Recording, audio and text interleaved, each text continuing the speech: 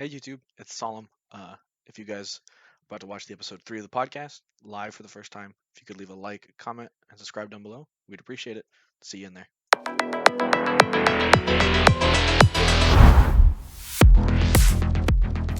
My name is Solemn FPS, and we're here for the One Tap Gaming Podcast, live on Twitch for the first time, as you can tell. Take two. Take two, the new kids on the block. But how's everybody doing? Got Dana in the chat. Awesome. One of our regulars. One of our wonderful helpers. She does the captioning on our podcast. But today we got a jam-packed full episode, guys. A lot's been happening in the Riot world. But first, there's a lot to talk about. I want to hear about your weeks because I care about you guys. You guys are my friends. So, Rums, what happened with you this week, dog? So I had an insanely busy work week, and it's only Wednesday. But the good news is it's a 4-day weekend. I have Friday and Monday off, so Ooh, that's a bonus. Lots of Valorant this weekend. excellent. And in terms of Valorant, I can't win a game, man. Like, it doesn't matter. It doesn't matter what the hell happens. I can't win a game. Like, Yeah. I think I've dropped my last 5. It's insane. Like, it doesn't matter what I do. Like, That's I could wild. have. I think I 30 bombed on my last game. Still couldn't get a win. Like, I hear you. it's not good. Been having similar issues closing out those last few rounds sometimes, you know. Mm-hmm. I feel the pain of like there's always like one person on the bottom if I'm doing really, really well or just playing consistently, you know. I tend to entry frag and I'll have games where I like pop off or have a good track record, and then the next game I go like 3-12 to start the first majority of the game. I'm like, what am I doing? I'm not even like playing FPSs anymore. I'm playing like the Mongo drums or something, trying to play games. Playing Call of Duty. Yeah, I know, just playing Call of Duty. Smith, how was your week, man? You've been busy. I have been busy, busy with work, busy with gaming. My wife and kids were gone this past weekend, so I was able to get some, much needed and quality gaming time in. Like Rums, I also cannot win a game of Valorant recently, and I'm pretty sure he can't win because a lot of his games had me in it, and I was having a terrible week of Valorant. Don't do yourself so much discredit, Smith. I don't think one of my past games actually had a positive KD, so. It's all right, man. Definitely needed to get some of the rust off right now. It's so all right. hopefully we're going to be in an upswing this week. I hear you. Me too. Busy week for me as well. School full swing. I'm actually really enjoying some of my classes. I'm getting kind of the meat potatoes of the cybersecurity program I'm in. So we're doing a lot of like research into malware tactics and attack tactics, social engineering. You know, the real interesting stuff. And breaking everything out and around. So I'm really, really enjoying myself so far, which is nice. But man, they like to pile assignments on, dude. I had another like 11 this week, so I've got 2 left to finish before Monday. Sheesh. But yeah, man, working for that sheet of paper. Let me tell you, it's a lot. Valorant went okay. I promoted and then demoted as usual, once per week, up and down. Just can't seem to get over that consistency hump, man. It's like everybody else got better or I got worse. So. I'm thinking I probably got worse, but I demoted twice. I'm pretty sure I'm 1 loss away from demoting again. I was at gold 3 at the start of this week, and I'm at gold 1 right now. It's all right. We need to bring you back to silver with me. Oh, it's so horrible. We'll get it back. We'll get it. Appreciate the offer. It's all good. But as always, welcome everybody. Let's go ahead and kick it into our topics, man, because we got a lot to talk about. So yeah, we got a lot to talk about. Our first little segment here, our news segment from the shadows.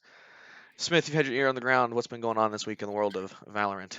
Yeah, so this has actually been a super, super busy week with Valorant. So I'm going to try to plow through these first 2 things relatively quick so we can get to the meat and potatoes of the show, which is the patch notes. But Riot did put out 2 interesting articles on the Valorant news site this week. The first one being their Ask Valorant segment, which they do. This is the 6th one. And they brought a couple different good bits of information into it, which, I think may be good to discuss, especially because we've kind of touched on some of them. The first one is being the obvious, the op. Somebody asked, is the op too powerful? And their short answer was no.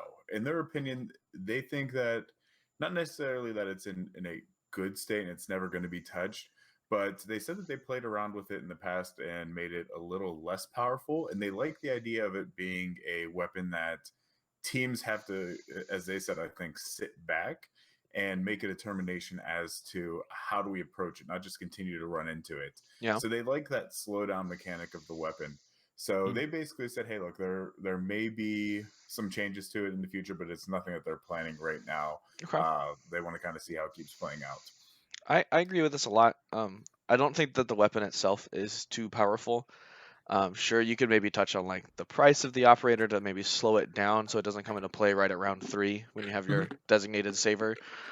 But I think the main thing was utils and having not a lot of ways to push the operator away from their angle, or like giving them free ways to repeak their angle, creating what feels like an oppressive state for the weapon to be in. I tend to agree though. If the game were to exist where snipers aren't like the sniper isn't acting the way that it is now, the game becomes way more like almost SMG focused, where you're just pushing onto a side as quickly as possible because they can't cut you down. It reminds me a lot of like the slower Call of Duty metas where you didn't have a long range rifle to kind of hold lanes, and it was very corner based SMG focused, which for an arcade shooter works, but for a game like this, it doesn't make It's any tech sense. shooter. Yeah. You I need to think slow down and think. a lot of the things that a lot of the problems we have with the op are going to get.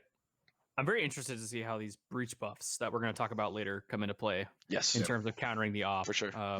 We won't go into it too much because there's a whole section devoted to it. But yeah, the breach buffs are going to be very interesting to counterplay on the op.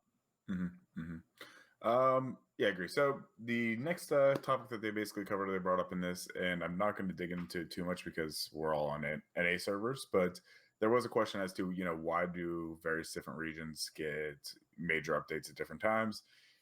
The long and short of it has to do with they try to plan around peak play times, make sure that they don't overload the servers all at once with everybody kind of getting in. So it's a good read if you're maybe in one of those different regions that isn't NA and want to kind of understand why you're getting things a little bit later. So I would definitely go check that out. But the other one that I thought kind of was interesting was there was a question focused around how footsteps and audio cues don't quite feel right for the distance. And this was a really cool topic to me. And Riot basically said that this is super intentional because they never wanted the audio cues to be an indicator of distance. They more or less just wanted you to use them to get a better idea of where somebody was standing at or where somebody was coming from. But you'd still have to know, is it worth, peeking out? Do I peek and try to go into the fight, or do I sit there and hang back? And so they tried to make that, be something because they didn't want to also make it they didn't want to make it be somebody that's playing in a very loud background situation have a significant disadvantage to somebody that's playing in super isolated quiet room, because if you can hear very quiet footsteps and say, okay, they're far away, then you would have knowledge before the other player does. And the other kind of cool thing that I thought about it was that, and I guess I never really noticed this or paid attention to it in game enough, but because Riot currently mixes the game in stereo, it means there's no difference between a sound that's like 45 degrees to your left in front and a sound that's 45 degrees and left to your back. So all you'll know is that somebody is to your left, but you won't know, are they in front of you, are they behind you, or what's going on. And so that's kind of cool. Some people would expect that you'd be able to hear that difference. Yeah. But right now, it's not something that's possible. So I get their sentiments to the person in the quiet room doesn't need to have a competitive disadvantage. But at some point, the players who want to be competitive in the game need to set themselves up successfully. And I think that punishing the players who set themselves up properly by changing all that sound off just makes for inconsistent experiences, And I'd prefer a little bit of variation between distances, just so just take Haven A for example, and you're playing short corner and you hear footsteps. Now all of a sudden you're torn with okay, well I can hear footsteps behind me, but are they going to come short or are they going to go long?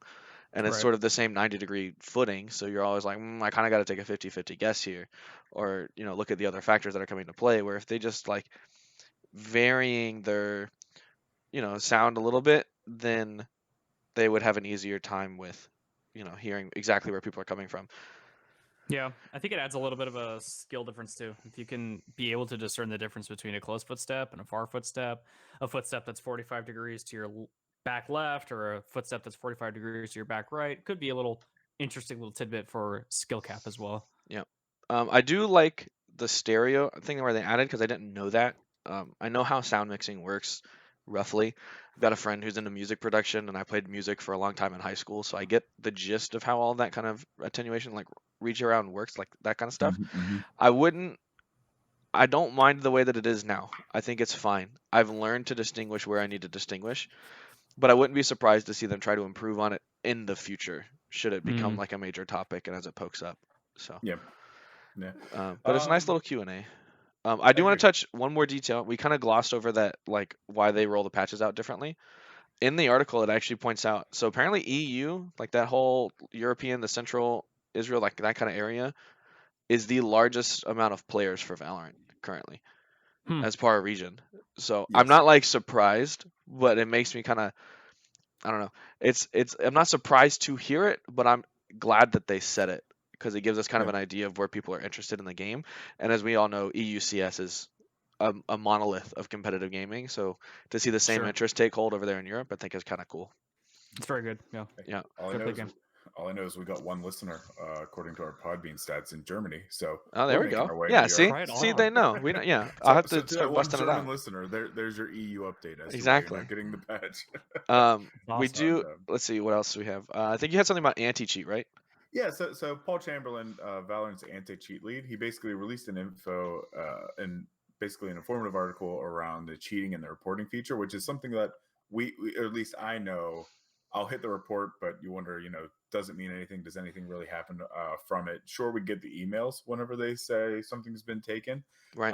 but basically it's what you would expect. They said, hey, look, continue to use the tools. There's benefits to it, and he gave a little bit of a background as to what the whole process works. And so it's a combination of like an automated and a manual system. So the automated system, what it does is it determines if a player should receive additional scrutiny, and it takes into account like the number of unique reports that a player gets. So if it's just me reporting the same person over and over, it's not Right. going to weigh as heavy as like 50 different people Right. reporting. Right. Yeah, for sure. Now, then there's like the manual side of things, and it's basically analysts, they review suspicious players, and they start, generally speaking, with the most reported, and they try to find what wasn't automatically detected by the system. And then they try to use, which I thought was a pretty cool idea, was ban waves. Okay. And the reason why they do this is they try to keep these cheat developers guessing as to if their cheat is currently detected or not. For sure. But if there's somebody that's like, or some sort of program that's super disruptive, obviously they're gonna maybe take early intervention on that Right. on that side to protect their game. What is a band wave, Smith, for those of us who don't understand? Yeah, so basically ban waves, think of it this way, is instead of every day they just go ahead and ban 5, 10, 15 different people. What they're going to essentially do is just compile all the names and then say, okay, look, on Thursday we're pulling the trigger and everybody's getting the ban. So you get these big hunks, and it's kind of fun because you'll see it on things like Reddit, like of, oh my god, I just got banned, and you'll just see like 20 different posts of saying what the hell's going on, and everybody's like, yeah, you got hit with the cheater wave, sucks to be you. Right.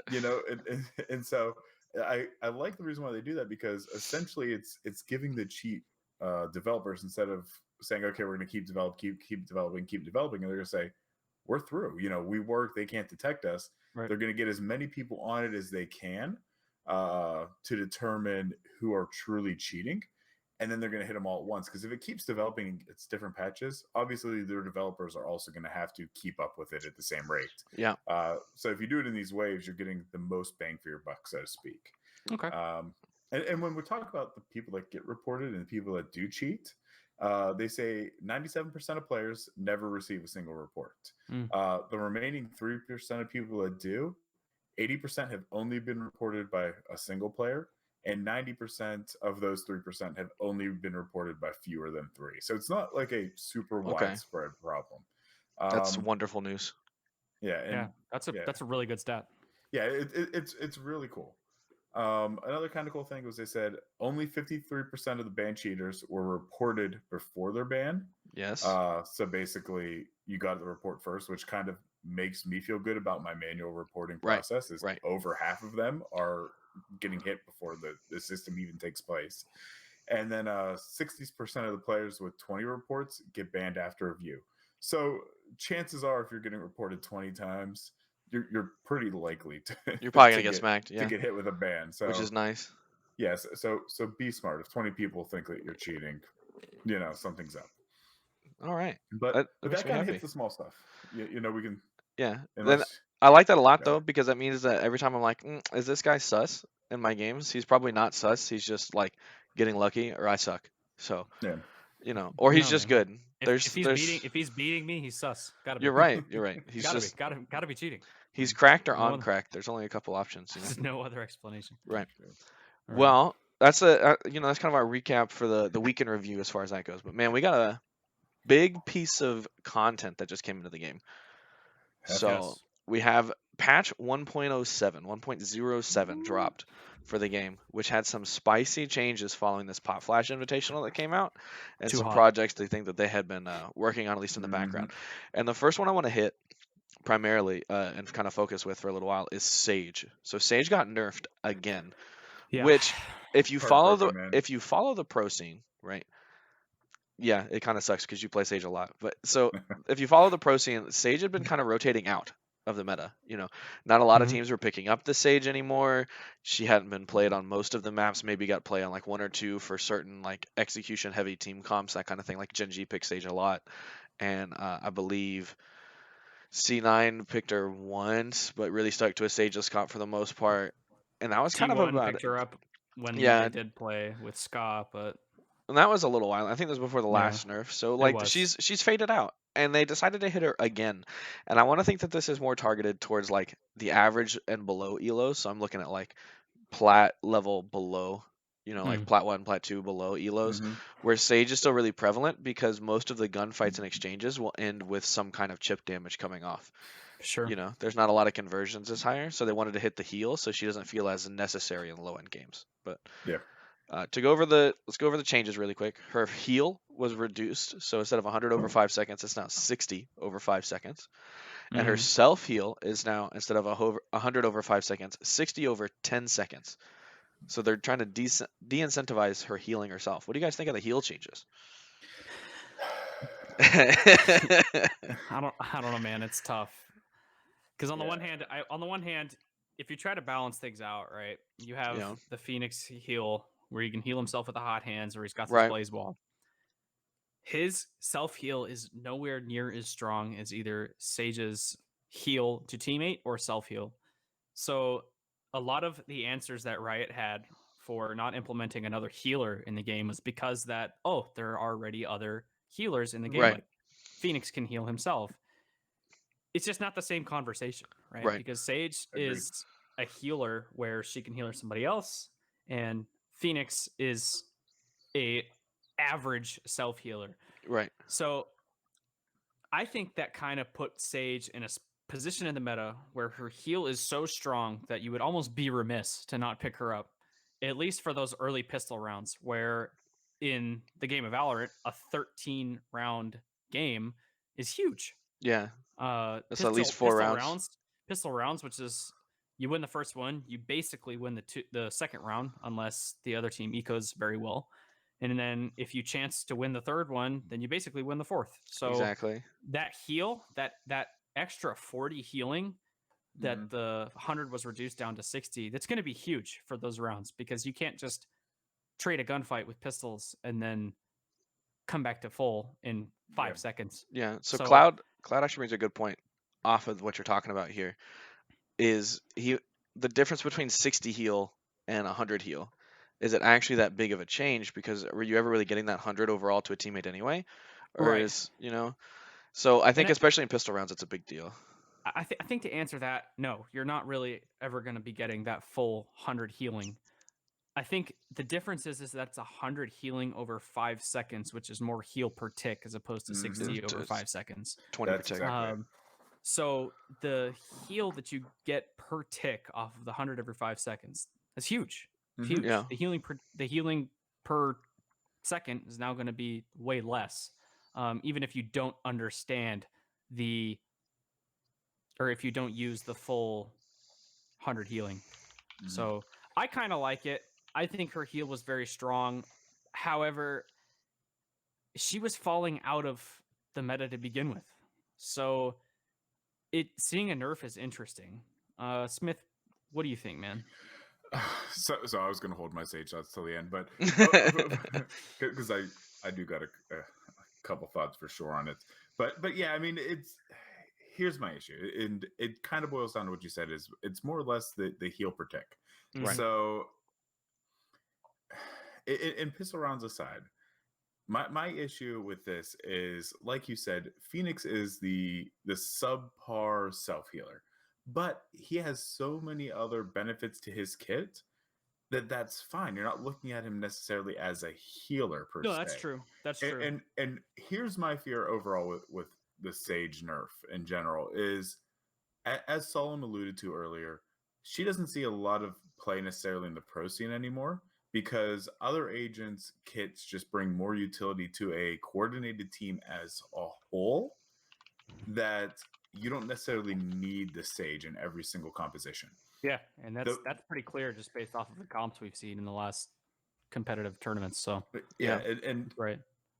And my feeling is this: is that Valorant developers understand that Sage for the everyday player is a very strong pick in most lower elos. Like you said, because there's chip damage, there's things like that coming in, but it was to a point where you needed her really in any comp. You know, you couldn't necessarily get away. So she's in like 80% of the games or something like that. So instead of them sitting there saying, hold on, we need to put different healing support options into the game, they're sitting here saying we just need to kill Sage and make people play other agents, or else she's always going to be in there and we're not going to get other play. And that's my issue with it, is instead of sitting there saying let's fix her and tune her up to a point that feels good, or bring other agents into a range where maybe you say, hey, look, Viper's doing so great now that, you know, maybe I'd rather pick the Viper over the Sage. You know, we don't need the heals as much as the new utility that, you know, the buffs bring. You know, that's what scares me. I'm always on the mindset when any kind of patch goes live for any game, I'd rather see you buff underperforming units than nerf overperforming units. Yeah. You know, and my fear is going to be Sage is gone. Whenever they bring a new support in, we're still not going to see Sage because we're just going to have a new buffed healer. But I think the thing with buffing underperforming characters is that at that point you get a power creep. Right. You have to be careful for the power creep if you buff underperforming characters, because eventually you're just going to buff people out to the point where the ability itself is just kind of ridiculous. So I think taking a good cautious approach at the nerf is completely necessary. Yeah, I don't think that these Sage changes, especially at least heal related, are going to be that big of a deal. Getting 60 out of your heal most of the time, if you're healing anyone, you're not healing them in the middle of the fight, so that heal tick will still like come out. You know, you'll still get the health over, you'll still get your average amount of healing done as far as the gunfight goes and that kind of stuff. But like, I don't think nerfing Sage is that poor of a decision if she's over centralizing lower end games, because that stifles the creativity and it makes the games kind of act the same over and over. I don't want to feel like I have to have a Sage, but I want to feel like she's an option on certain picks where she makes sense based off our composition. You know, I don't want to go, okay, well, we have one left to fill, we need to fill Sage. You know, like we even had a running joke within our play group for a long time that Dana was just fill Sage, because that's we would all have our characters and we go, oh, well, we still need a Sage, and so she would just fill the Sage. Or like you picked her up. Like, it sucks to have your main nerfed, right? Or like to feel like she's unplayable. But I don't think that she's in an unplayable state. I don't think she's really a bad agent until maybe you hit like high immortal play, pro organized play, where 60% of your shots are headshots anyway, and the heal Sage doesn't matter. You know, then the res becomes important and something situational to play around, which I think is still a strong aspect of her character. Yeah, I mean, I would agree that I don't think that she's necessarily completely unbroken or unplayable and broken, but I mean, me as somebody that main Sage, this is enough of a change to make me go, I'd rather play somebody else at this point. I mean, fair enough. her kit is weak enough to the point that like I could bring her into a team comp and sure do good, but like it may not make the world a difference, but it's to the point where I feel like I could pick another agent that's in a good spot and bring more utility to my team on a general round per round basis than I could with a small heal, or Eh, now a smaller orb.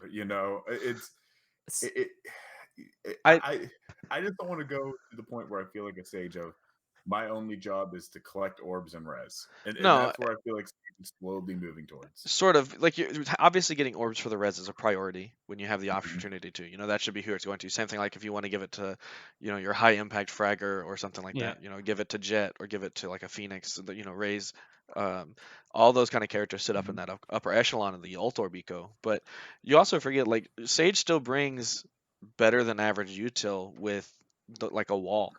And Hmm. with the orbs, well placed those utilities, you slow a site process down. You can slow a retake to let your team get a little bit of a better positioning. I don't think hitting the heal is actually that big of a deal. Having played with it a couple of times since the new Mhm. patch went live, she doesn't feel gone. She just feels balanced Hmm. rather than kind of like this almighty pick that you need to pick, Yeah. plat 2 below. But I can So see where it's frustrating, and it'll take some more play to kind of get used to and see where it Yeah. fleshes out. But speaking specifically, the slow orb also did get hit, which I see and understand why. hmm. The slow orb size was reduced by 30%, so almost a third of its radius, which is a very strong hit. But you can almost just kind of chuck those anywhere you wanted and kind of get the general Yeah. effect down. It's true. You know? Yep. I personally, I don't mind this nerf at all. I think you were, I think the slow orb was way too lenient on its Yeah. like I'd agree with that. spray once it hit the ground, because it's like you didn't have to be precise at all. You just had to hit the kind of general area, and then Yeah. eventually the whole thing would be covered. So It I kind of needs to work I like a like very this molly, liberal change. with the orb I throws. right? I have no problem with this change. That's fine. Makes your orb placement matter a little Yeah, more. it needs to work Mhm. kind of like a molly, and you have some kind of lineup or something. Yep. Understanding it's not just like hurt to dirt. I'm gonna chuck it. Um, Mhm. I do. The next one though, the wall is interesting. So they brought the cost down to Yeah, 300, this is weird. Mhm. but the walls form at half HP. So they start at 400, and Yeah. then at 3 seconds they fortify to 800. So the decision to shoot down a sage wall when it's impeding you becomes a 50-50, right? You can wait and it'll take you longer, or you can like raise Q and just blast the wall immediately and walk through it. Or Yeah. just shoot it even. Or Yeah. just, yeah, you can just spend 400 is like two or three nothing. people Yeah. have a couple of clips in it. Does this, like, I'm thinking like split mid where the sage would just wall mid and then you'd have to contest Yeah, an extra layer exactly. of like a defense thing. Like, Yeah. does this take I'm away kind that of strategy? apprehensive towards this change. The developer mindset behind it was that it was to prevent reactive play with the barrier. Right. When I think a lot of play with the barrier today was used around reactive play. Correct. Like you said, split Yeah. mid. Mhm. You hear a step mid, you throw the wall up. I personally, I just think now if you don't place it at a time when there's nobody around, you're going to be at a supreme disadvantage. That's by design, of course, but I don't know that I like it. Right. I agree. Because it was too easy for an 800 HP wall to get shot down if your whole team was there. I Exactly. mean, I don't think you slow down the team, but you don't necessarily.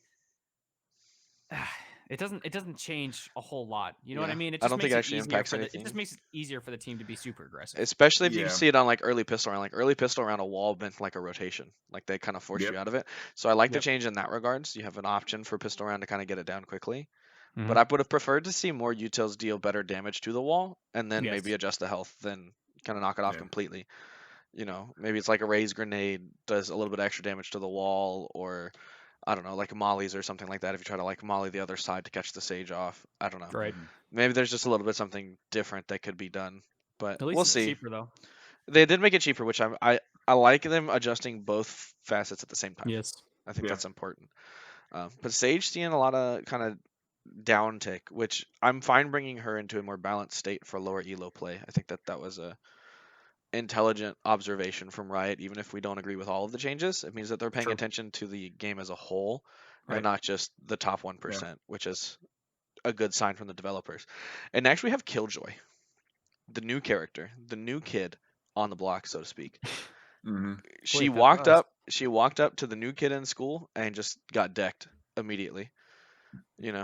So Killjoy's Nano Swarm, which is the Molly, if you guys don't know, has been effectively pushed into the ground and is only like kind of half viable now as a molly, and it's really now more of a deterrent than it is like the weapon that it was before. Yeah. Yeah. So let me get the changes out there, and let's kind Yeah. of Go talk ahead. about it just a second. So now there's a brief window on the molly where you can escape its radius before it actually pops. So I chuck a molly, I hear you guys, I activate the molly. You can see the molly kind of spring up. There's a little animation, and you can dip, kind of like a flashbang, without taking any kind of damage. And then the DPS is now 40 instead of 60, meaning that if you get alarm bot mollied, you're only taking 80 instead of 120, which obviously gives you a better chance of survival out of that molly. Yeah. And then they upgraded the visual effects and the audio sound so that you hear it farther away. And the visual effect, I don't know if you guys have seen it, is like a big fireball on the ground. Like there's no way to miss the molly placement. Yeah, it fades little triangles and stuff, like something like that. Mm-hmm. Yeah, it's absolutely ridiculous. And I think it would have been better to go more along the lines of like a cipher trapwire. You know, I would have liked the audio range Get to an be audio wider. cue when you're closer. No, I would have just preferred the audio range get widened and then change the color discoloration just a little bit. So when you hear the sound, you have to look for the molly, Okay. not just like you walk and you're like, oh, burning fireball on the ground. I should probably shoot that one. You know.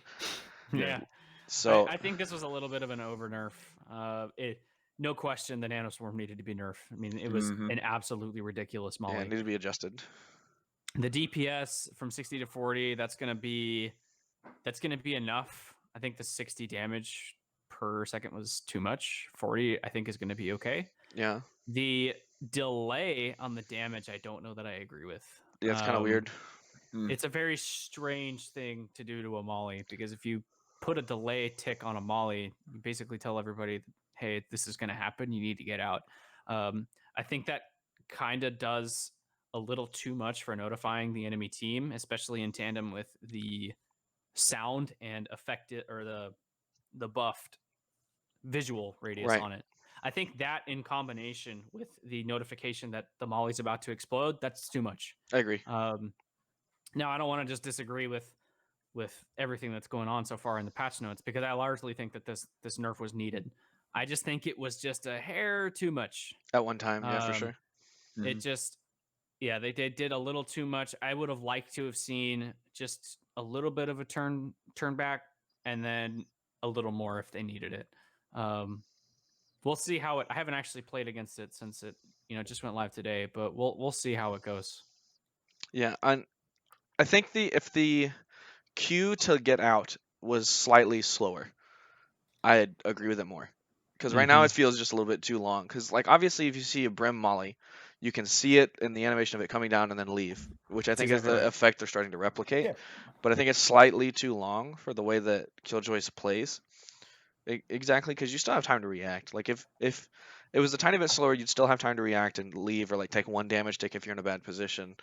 But I'd rather see her rewarded for proper placement and smart, intelligent placement than to just like hope that your other team is an idiot and stays on the molly, or like you like to checkmate them with the molly, so to speak. So I don't know. It's just it feels altogether way too much at once. Also, I agree. the turret does no longer gets revealed by Sova's recon dart.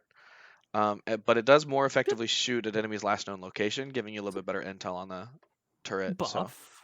Yeah. Yeah, I kind of like to. It's buff on the turret. It didn't make a whole lot of sense for Sova's recon dart to hit the turret, primarily because it doesn't hit other utilities that are already on the ground. That's what I was about to ask, is does it reveal anything else? No, it doesn't, and that's why I don't think it should reveal the turret, because you need to be consistent across the board with all of the util as far as it's doing what it's supposed to be doing. Yeah. So, I mean, I think I'm going to take the opposite approach to you guys. I actually like these changes on Killjoy a lot. Yeah. Just because I think it brings her molly more in range with how other mollies are utilized. So like, I mean, if you talk about like Viper, you talk about Brim, and really they're not meant to kill, they're meant to slow and displace people unless they're in really, really poor positioning, then you get the kill. And I think all of her changes kind of do that. I mean, it was so frustrating before whenever she would just have two on the spot and just immediately hit you for damage, trigger the next one whenever you try to plant, immediately hit you for damage, and you'd be dead.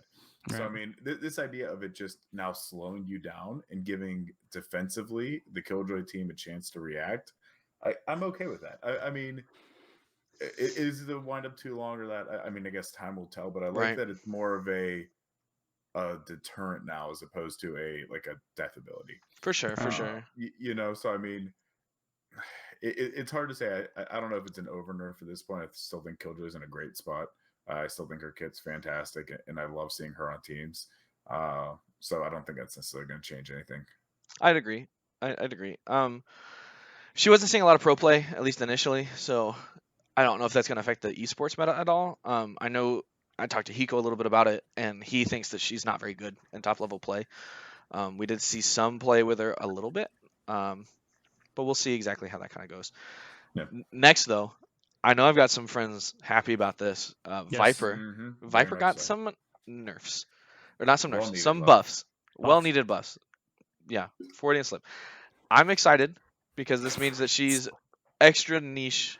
Shut up. Extra like she has more impact on those niche places where she's viable. You know, the big one to me is the toxic screen being able to be placed whenever you want. You can place it early if you need to, and then the speed of the barrier going up quicker. Because one of the things that pissed me off about the character was that I'd want to take out the 3/4 of the sight lines, right, and Mhm. place my stationary smoke that will only be in that one place, even if I need to rotate for the rest of the match. And then I pop it to entry onto the site, and the end of the site's not smoked, even though I hit my smoke button, because it takes like 2 seconds to go up to full length. And then I get, opt or something from the angle because that one little sliver the guy gets at the last second. And that was just Right. infuriating for the character. The big thing for me, though, is that there's no decay on any of your smoke abilities for your Huge. allies at all. They get to chill. They have gas masks. They're hanging out. Viper gave them an Yeah. antidote before the round. I don't know, but That's a pretty that's big huge. buff. It's Yeah. a huge change. I think unintentionally, Viper was this kind of bastion for nobody to enter her ultimates or her smokes. And that means anybody, her team, enemies, everybody. And I don't think that that was necessarily something that they had intended. Maybe it was. Maybe they realized it was just a bit too detrimental to the team. But it's good to see that teammates can now play inside Viper's pit, because that is going to be quite interesting to see how you can play around it now. Mm-hmm. For sure. Yeah. Absolutely. Yeah. And let me ask you this: is because I haven't played against the Viper yet since the changes have gone up. When she releases her talk string, and now since you can kind of do it through spawn barriers, does the enemy team still see visually on their end it going up, like not going up, but like kind of seeing where it's landing, or does that not appear until round start?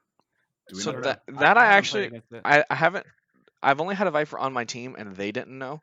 I haven't played against the Viper. I need to go into custom match and try it. I've just been busy with homework today, so I didn't get to like test Yeah, like I normally do. But it's because something we should figure out. if so, that could lead to all kinds of mind games that a Viper can play with somebody. Because like, Yeah, that's what imagine Dana you're was sitting saying. there on a site, sitting there saying, "Okay, I'm going to throw it. I'm going to let my wall appear like it's going A or B, or whatever the case may be, to block off heaven."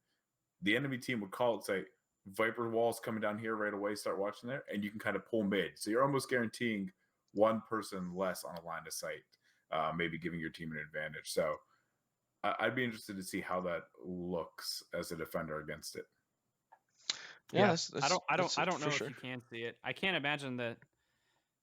Well, hell, I don't know, man. It's a pretty strong buff, being able to place screens mid or pre-round and then being able to throw it up as quicker than you were able to before.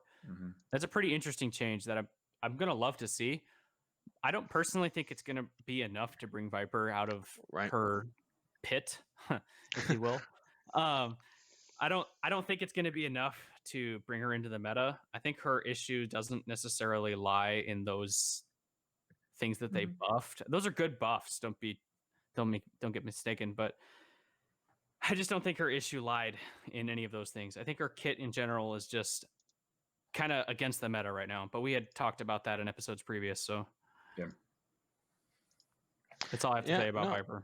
For sure. And the alt change obviously gives some that, along with the ult showing the radius on the mini map, allows for some interesting team play because the whole team can kind of sit inside of it and lurk around, and that gives her some niche post plan operation like stuff, things that she can do. So Yeah. I don't know. I'm interested to see where players that are better than me take her.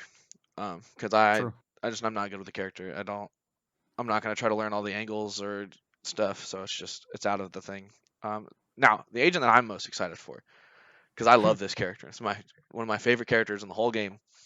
I played a ton during the beta. He's right up my alley with the role that I play as an entry, and that's Breach. Breach got the best buff that I think he could have gotten currently, Yeah. and that is that his flash. He now has 3 charges instead of 2, so he's the only character in the game with 3 flashes. Massive. They reduced the wind up time for the flash by 0.1 seconds, which, having played entirely only Breach during the patch day, you can feel it. It feels quicker. You feel more aggressive than you were before, and you're now minimally flashed if you get an off-screen hitbox with the flash, meaning that it acts like the other flashes within the game. So the counterplay of being able to just like 180 whip and then whip back around and not being flashed against the breach is no longer there, and it makes you having to use these kind of weird angles easier to maintain than it would be like like to do a pop flash with Phoenix or something along those lines, which I think is huge. And then not only that, but Rolling Thunder, the ultimate, now moves quicker. It's instead of the what is it, like The 3 blast at seconds, being it's a now to third of like a 2.5. second. It's like every 0.5 seconds or something like that. Yeah. It's like went almost from double the 0.3 to speed. 0.2. What went from 0.3 to 0.255? Yeah, Yeah. So it's it much seemed quicker. It's a lot quicker, which is nice. Yeah.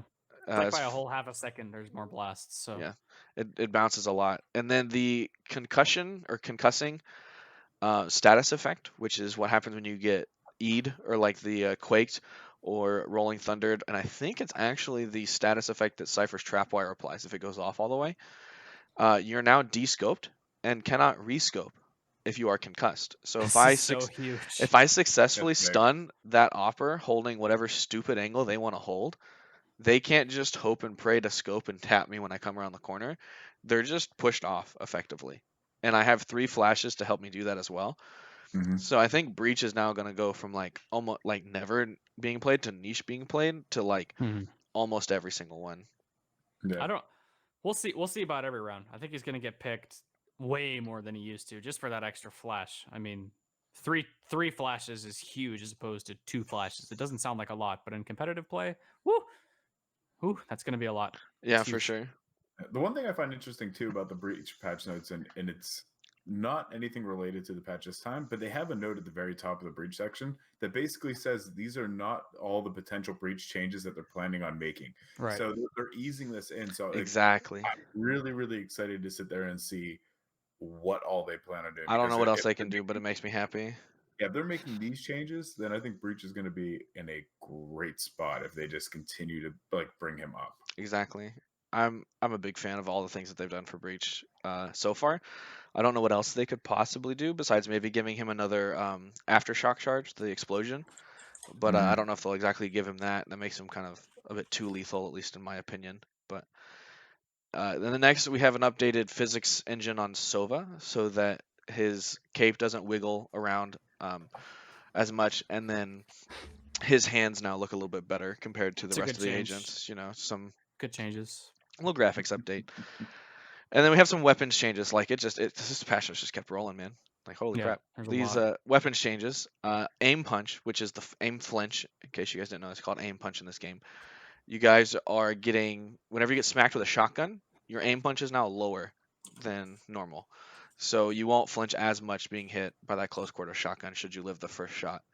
And then the tagging, which is the slow effect for shotguns, past 10 meters is now applied at a lower value than as if you were within the ideal range of the 0 to 10 meters on a shotgun. So you have a better chance to kind of counterplay that judge spam from the 15 to 20 meter mark where it's still kind of pseudo effective.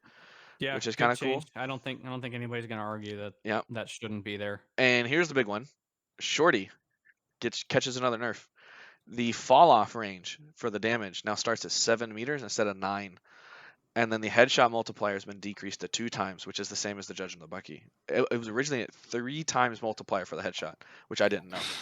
The Shorty needed to be nerfed, man. Yeah. It's an insane it was weapon, way bro. too much value for 200. Way too cheap. Yeah, especially for 200, that's absolutely nuts. So that's kind of nice. The judge is now 1,600 instead of 1,500, which good we all change. agreed we wanted a price increase. Now, it's not as much of a price increase as I wanted. I'd rather see 18. But what's starting with 16 is okay. It's all right. I think in tandem with the shotgun changes that we've seen, it's going to be Yeah, a good change. Yeah, I think for sure. it's a good conservative price increase, and they did say in the patch notes that if they need to increase it beyond 1,600, that they will. So Exactly. And then this is my second favorite part of the patch notes. My Vandal got buffed, so I don't have to use the Phantom and feel bad anymore because I can use my pretty Sakura skin on my Vandal that I've been wanting to use for so long. True. Its firing rate is now 9.75 instead of 9.25. It's a whole whole 0.5 seconds. That's massive That's a lot. for an auto gun. And then this is it doesn't sound as impactful as it feels, but its damage is now 40 instead of 39, which it's still 4 shots to kill. I don't think they're gonna make it a 3-shot body shot to kill. I would like to see it, right. but I don't think it would ever happen. That's Good just luck. way too much of a damage change, right? But this 40 makes it more consistent across the fire rate difference between this and the Phantom as far as hitting your 4 shots goes. It kind of gives you the same feel of damage while pushing it across that kind of wider range on the slower rate of fire. So if you hit them just twice, that damage step within like this certain statistical index of the damage you deal across the game is now more impactful for tagging with the Vandal than it would be if you were using the Phantom. But the Phantom has all of the other advantages like being silenced, not having bullet vectors, Right. having a faster fire rate, having an easier More spread. tracers, yeah. This little bit of an increase as far as that pro goes really makes the Vandal feel like the guns really feel like a personal preference now. So like you don't feel punished for using the one you like more. In my case, like I like the Vandal more than the Phantom, just because I like it better. Now I feel like I'm even between the guns. Like True. I think the one thing I would have liked to have seen with the Vandal is a bit of an increase to the first shot accuracy. They are moving towards that. Yes. I think they said that. I think they did mention that they're going to I move hate bloom. towards It needs to be increasing gone. the first shot bloom. Be gone out of my game. That's something that I would have liked to see, but these changes are great. I think they bring the Vandal just up enough that it needed to be to bring it up online with the Phantom. So excited for these changes. I really do like the I Vandal. agree. Just feels good. Sorry. Agreed. Something on my Streamlabs froze, and I was trying to fix it, and I don't think I can fix it, so I'll have to do it later. No worries. I'll take the next. So the hit impact effects have been updated. They worked a lot to improve things they talked about in the hit registration article. So basically, they synced the time between when your bullet connects with the target as to when it feeds back on your client, which is a lot of what people were experiencing in terms of, oh, my bullet didn't connect. Well, it did connect. It just didn't connect where you saw it connect, which is something that's been a big point of contention throughout this entire 4 months that this game's been out. Yeah. Yeah. So And we talked about it a lot, I think, a few weeks ago. We did. And it makes sense. They're going for the game's integrity first, which is making sure that the server reads correctly. Right. And then focusing on the clarity second, which I respect as a competitive minded person. The devs are taking that competitive mindset. They'd rather the game be correct and feel off than feel correct and be off, if that makes sense. I agree with that wholeheartedly. So you got to get the game right first. I like that and a then lot. Worry about everybody else. And they had some various quality of life changes, bug fixes, updates to the graphics, like all that kind of stuff. As front like act ranks, and that kind of stuff, which is kind of nice. But we're running almost at an hour, so I'm gonna go ahead and move on to our esports. Before we move on, real quick, what you got? Can we just touch on the competitive updates with the remake option? Oh, that's right. I forgot to put that in the script. Yeah, super big. So basically, the ability to remake like you do in League and everything else. Right. If you get a 4v5 or basically anything else lopsided like that, you get until the end of the first round to sit there and say, "Hey, look, we want to remake." Then in the first buy phase, no? Yeah, it's just the first buy phase. First buy phase. You got like a minute or something like that. So I mean, that is awesome. It's a good change. The DC'd players receive their lever penalty and then they take a full loss. There are sometimes like your internet just gets knocked out. It's true. So like that's kind of a feels bad. If they leave in the first round, like if they fully connect into the game, physically left, and then dip, right? Because there is technology to read disconnect versus leaving a game. It exists. Mhm. It's in Smite, so if it's not in this game, there's no argument for it to not be in this game because this game has more of a budget than Smite does. Right. So they need to implement a way to kind of differentiate between the two at least a little bit. But if it consistently happens and you DC because of your internet a lot, then you can start punishing those players because they're Yeah. playing on a non-stable connection, which that's just really shitty of them to do. Yeah, I agree. I think they need to give a little bit of a mulligan to those people that can't connect. So yes, it is worth to always punish leavers, but only if they genuinely leave. I mean, Right. if you DC 100%. like Saul was saying, I think you should be given a couple of chances to at least get right, see if you're going to come back, because sometimes there's bug client errors. Yep. Where Literally last patch it had one. I don't have bad network, but sometimes I just have to restart my client because something bad happens. I used to So crash. if you remake the game within the first buy phase and I don't even have a chance to get back, that's pretty messed up. Like, I mean, so I get that to a point, but I'm gonna actually probably disagree with you. So it's messed up. That sucks. You know, that if your internet goes down, it sucks. Maybe in my opinion, I'd sit there and say, don't necessarily give them the leaver penalty right away, like being timed out for like maybe a first, a second offense within an X number of days or X hours, or whatever the case may be. But I'm perfectly fine with the MMR dropping, and it's just for this reason. So let's say you have an internet problem, you disconnect, you're out 5-6 rounds before your internet gets You're probably back up. losing You that lost game power, anyway. whatever the case is. You lose, so now not only are you still losing that MMR, but now you've dragged 4 other people's MMRs down with you, and you've just boosted people that didn't deserve it. So you're making 9 MMR changes just based on your one situation, or 10 if you include that person, as opposed to just one. yeah, You know? No, and I think if the I remake don't- happens, then Go that's ahead, where the Saul. change is. Like if the team votes to do the remake and you didn't choose to leave, then they give you a couple chances on not losing your MMR. Because if your house gets hit by lightning and your internet goes out, or the transformer blows, or your dog chewed on your Ethernet cord, or whatever, and you DC and can't fix it, like it sucks, but it happens, and there's a way to tell the difference. Whereas I'd like to see them increase the amount of time that you can remake the game. I'd like to see it go Because through 3 rounds. I think if you start the game and you have a client error or you have an internet error or something, and you have to restart your game, you have to restart your internet, whatever.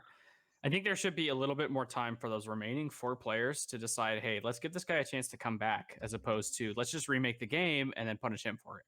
Yeah. Let me ask a question. In League, and maybe we don't know the answer in this, but in League is when the remake, is it before there's a kill? Like I'm pretty sure it's like you get an X, like a window of time, and then a kill. I'm not familiar with a remake. At Cloudfield in the chat, who is high-rated League player. League Simbo. Because here's my issue with if you let it go longer, like 3 rounds or whatever the case may be, is that let's say you up get until 3 rounds, minutes. Like, you have until 3 minutes. Like, oh my god, these people are terrible. Then you sit there and say we're going to stay with it. Then that's also kind of unfair because you're now getting a 3-rounded like knowledge base of saying, do we want our MMR to change based on how good you are?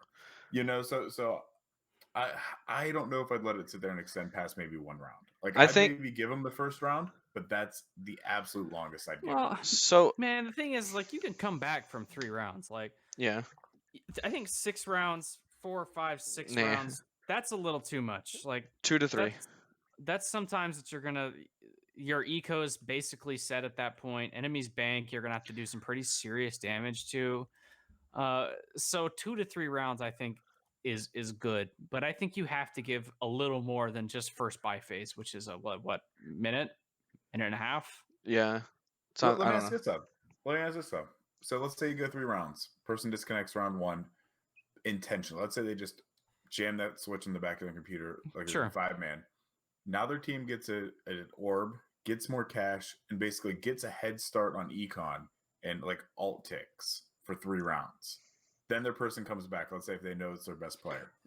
I'm not saying you have to choose by round 3. I'm just saying have the option. So you can remake in the first buy phase if you choose to, but I think you should give the remaining 4 players a chance.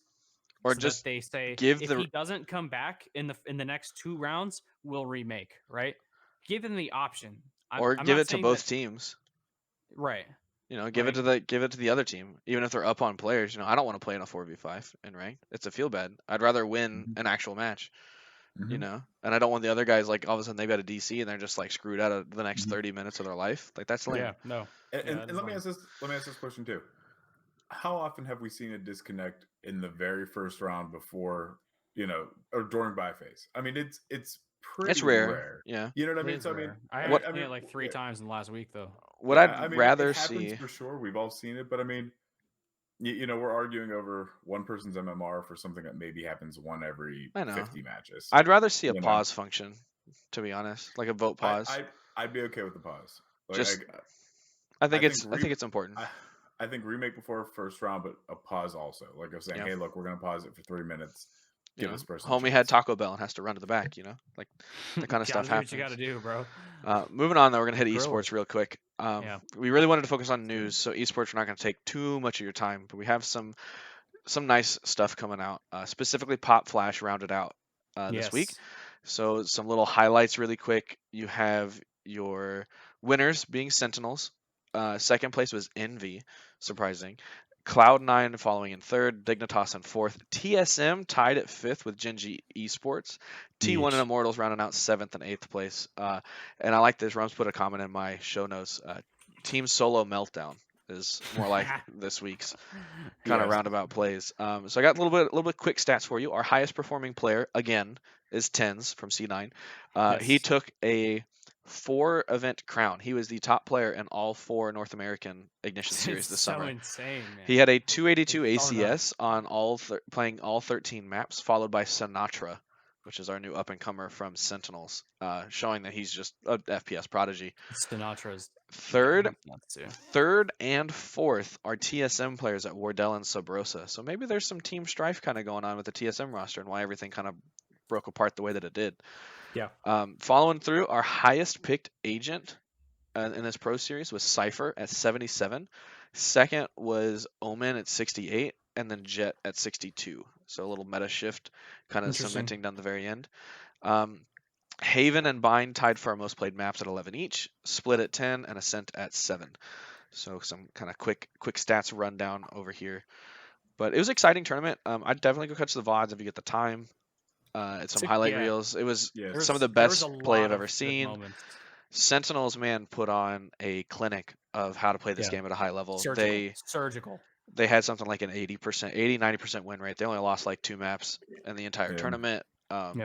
And in all of their wins, they won, I think, by like 3 or 4 rounds at a minimum, which is just impressive. They're the force to be reckoned with in a Valorant, and I think are pretty much rivaling G2 on the EU side. I think that they could go toe to toe and kind of trade for the most part, which will be interesting once lands come back as soon as the plague is gone. So I was very happy to see Cloud9 perform at the level that they did. That was something that I think has been long since overdue for them. It seemed like they started to put things together, starting to get things figured out. They did end up finishing third. I would have liked to have watched them win against Envy, but Envy performed very well as well to secure that second seed. It was very exciting watching everybody play. Exactly. I had the chance to sit down and watch the majority of the tournament, and it was very fun. It was a very, very fun tournament. Exciting for the future of Valorant esports. Another fun thing kind of going on is up and coming Nerd Street Gamers and Spectator Gaming, which is the gaming division of Comcast, NBC Universal conglomerate, is going to be hosting an all-women's tournament on September 12th called the FTW Summer Showdown.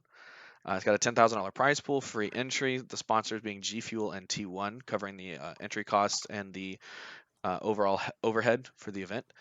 And they're going to be just putting on a show, which I'm really excited to see. It encourages more female representation within esports, which is, I think, massively important. It's huge. It's esports in its own right is predominantly male. I think by the age group, the denominations that are in esports right now kind of grew up with like video games are for boys, you know. But I think this is going to be a cool series. They tried it with League. You know, there was the all-female League team. They kind of died out pretty quickly. So this might be a little bit different being only females. You know, there might be more interest in it and give people like that taste of the competitive kind of edge and really push for it. I'm a big Magic the Gathering player. We've certainly seen a resurgence of the female player base kind of coming up. So it'll be really, really interesting to see kind of how it all plays out. And Dan is making a good comment. As long as they're like actual teams where everybody's practiced their roles and not just like the typical female supports and mid Right. roles, like You they're don't want playing them to like put the like stereotypes. the token stuff there. Yeah, which there are a lot of really highly skilled female players in this game Yes. that I've seen on Oh, very Twitch. So I'm looking forward to this. I think it's going to be pretty great. Yeah, At least it's in gonna my be pretty personal fun. opinion. I mean, the way I view it too is like, if nothing else, if it lets like a woman sit there and watch it and sit there and say, okay, there's other people out there like me. Like I can't speak from experience because I'm a white male, so I mean I'm one end of the spectrum.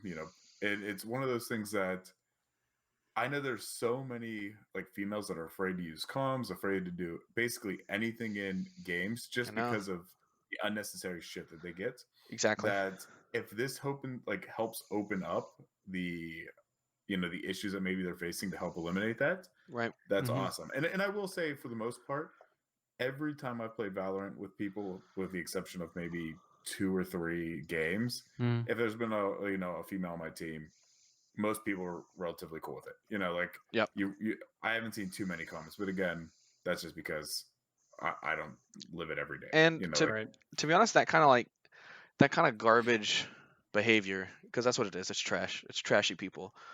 It really only exists at the lower end of the competitive spectrum. Yeah. I've played high end esports before, like top level games. I was masters, grandmasters in Smite. I played top level Overwatch, which I talked about in my introduction episode. You should go listen to it on episode 0. And when you're that high up, the only thing that you guys care about, and whoever's playing, is that you want to win. It doesn't matter if they're gay, it doesn't matter if they're women, it doesn't matter if they're black, white, yellow, purple, it doesn't matter if they're upside down or play with their feet. You just want to win. And if they're there, then they deserve to be there.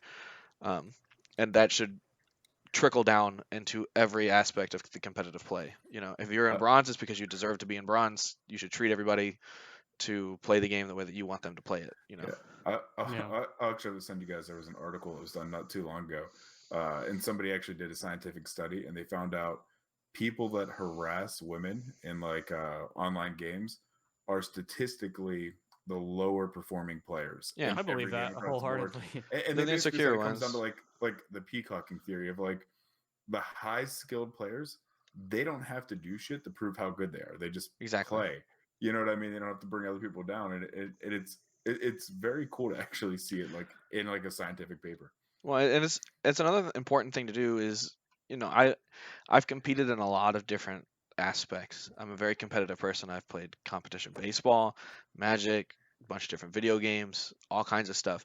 And when you don't have the humility to tell yourself that you did something wrong, or that you made a mistake, or that you need to improve on an area, and that you're where you're supposed to be for a reason, then you don't climb as high. The people who got to the Radiant rank and to the Immortal 3 ranks are there because they understand what they need to do to improve, and they attack those issues and just focus on getting better rather than I don't deserve to be silver kind of a mentality, which is something a lot of the lower ends of FPS spectrum kind of experience. So, but I think that's all I've got for Valorant this week, which we kind of made a good push through that.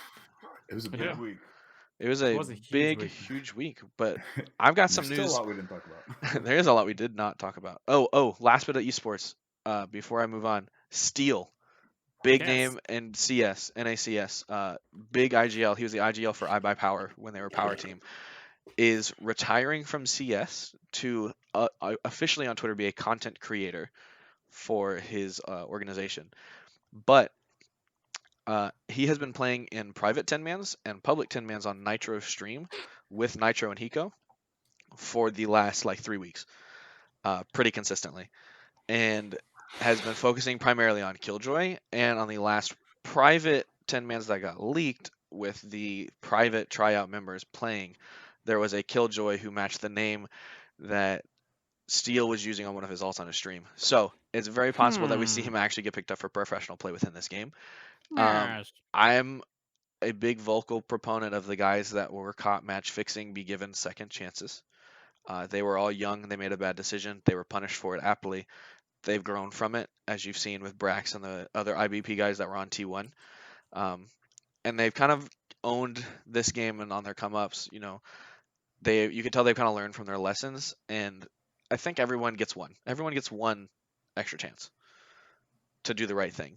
And I think Steel deserves his second chance because he tried to push CS as much as he could, but with him never being able to go to a major, he's effectively kind of holding that team down that he's playing with in Chaos Esports Club. So I'm really happy to see him step away from CS and try his hand at this kind of new shiny toy and see what he can kind of come up with. So I'm by no means saying he's going to get signed. I do not have some inside scoop saying he is, but if he were to, I would not be surprised to see him picked up by either 100 Thieves, should he want to step down from being an IGL, or to be picked up by T1 and try to reunite iBuy Power as a solidified team in Valorant, which would be kind of interesting because they do already have a majority of the roster. So I forgot to add that into my notes, but that's the last little bit of esports notes in. Okay, wait. Before we move into other games, this just came out literally, a minute ago from Play Valorant. The Omen bug, the teleporting past spawn barriers, they thought was like a map bug. It's actually an issue with Omen. He's disabled until they have a real fix. Wow. Yeah. So no more Omen. That's wild. At least today, hopefully tomorrow. Nice. That's good to see. That was I saw that bug when I woke up this morning, and I thought it was. I didn't know that he could do that. Yeah. Mm-hmm. Yeah. I saw it on Twitter this morning, and it's absolutely ridiculous. That is wild. Absolutely wild. But it's very interesting. Talk about sure. I got some other than Valorant. Yeah, I got some other stuff going on. Sure. Mine is a discussion topic. It's one topic, so we can either start with mine or we can wrap up with mine. It's up to you guys. Go ahead, man. All right. So the Call of Duty Cold War Pro League, its format has officially been announced as a 4v4 team format. The current CDL format is 5v5. So that means that every currently signed team will have to drop one player from their roster to keep competing and to have their official team. There's one starter being cut from every single team at a minimum as rosters shift around for roster apocalypse in the offseason, which is huge. COD made a shift to 5v5, I think it was a couple years ago. It had kind of poor reception at the beginning. It got a little bit better. It's still kind of like, it's 5v5. It's not competitive COD. Competitive COD's always been 4v4. I'm a big fan of the changing to the 4v4 setup. I like it a lot better for that game. But I'm very interested to see how things shake up and how the community reacts to having to drop and rearrange so many things, especially with a franchise system going on. They can't really just like freely add a bunch of new spots in those rosters. Also, last little bit of Call of Duty news is that in an interview that Nadeshot, who's the owner of the 100 Thieves, he had an interview and he accidentally said the Los Angeles Thieves instead of the 100 Thieves. So there's a very slim chance that there may be a new franchise for the CDL called the Los Angeles Thieves coming up. But yeah, that's kind of interesting. I mean, I'd be interested to see if, when these starters get cut, how many new teams form from the cut starters. Yeah, from the grass clippings. Yeah, how the bottom of the barrel. Do you see a super team come together, or if you'd say super if it's the people getting cut, but hey, better than me. So I mean, I shouldn't be shitting. No, yeah. But it would be kind of cool to see something like that happen. Yeah, it's just with the whole franchise system, and then there has to be a buy-in in space because they're city teams like the OWL. So we'll see exactly what he's kind of going with. But Smithel, what did you hear about this week? Yeah, so as I mentioned last week on the cast, Gamescom was coming up. It is officially up and passed. Yep. Some cool stuff was talked about there. I mean, they talked about, we'll kind of keep it on the COD subject. They showed the COD Black Ops Cold War trailer. The official trailer. We talked previously about Fall Guys, so they announced Season 2 coming to Fall Guys. They did a little bit of talk about, coming to Xbox and Switch and how they're really right now trying to, keep it really good on PC and PlayStation first, but other consoles are on the horizon. Two other things that kind of were interesting to me is Dragon Age 4. I don't know if anybody else was big into the Dragon Age games like I was, but played a couple times. Yeah, they did the behind the scenes for Dragon Age 4, so you saw a little bit of that coming.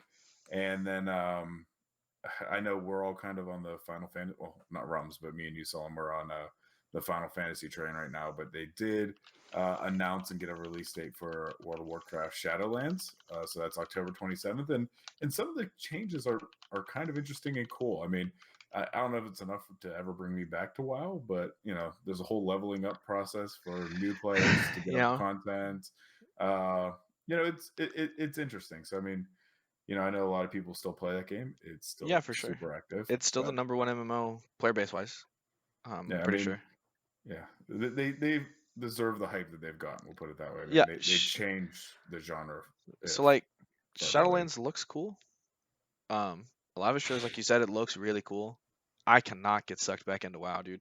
We'll I will see. die. It seems as if the more and more time passes since I rated this tier, the more and more time passes, the more and more I get less excited for Shadowlands. Yeah. Just I'm with the more release of some key pieces of news that I'm not going to discuss because it would Ooh. take me way too long. Separate But podcast, After Dark podcast. yeah, separate podcast, separate podcast. One tap rating. Yeah, TM. But no, it looks fun. Might be okay, might not be. It's Blizzard. Yeah, Kind that's of. kind I'm of not it. big on the Blizzard train right now, but No, I know a lot of people still are. And, I'm and this is coming from somebody that did Hearthstone, WoW, and Overwatch. I'm down to and see the Hot lore. That's for sure. Remake. Yeah, I'm I like down the to see the story. story. I'm a Yeah. big fan of Warcraft lore, so I'm definitely gonna be reading up on what's going on. But I'm not playing the game. I will cease to exist.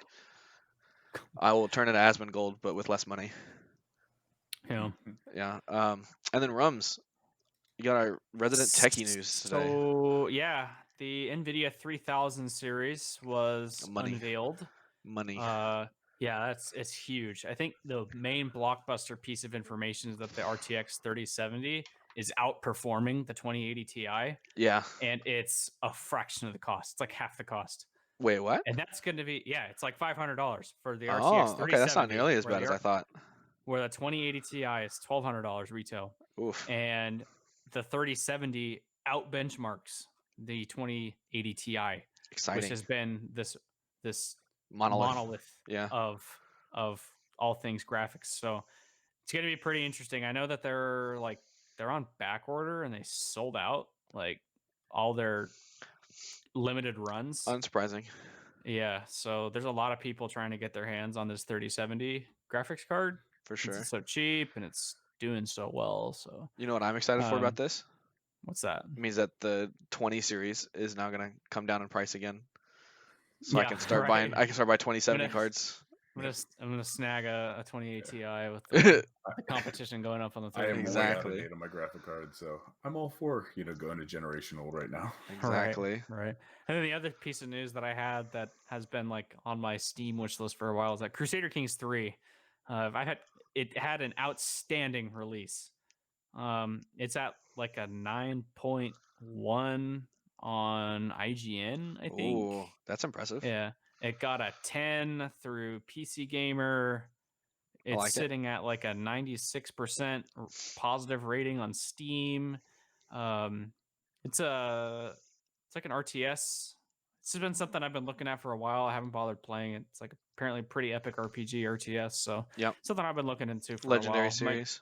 Might pick it up, start streaming with it. So. I've got a good buddy of mine. He plays the crap out of Crusader Kings. He's got like 1,000 hours logged. Really? Like on 1 and 2. Sheesh. He's a big fan. So if nice. If it's got somebody who can capture it that much, then I'm sure you'll like it. I'm not a big fan of the RTS games. Something to it. Yeah, I can't do it. It doesn't. Me and my brain don't get along for RTS for some reason.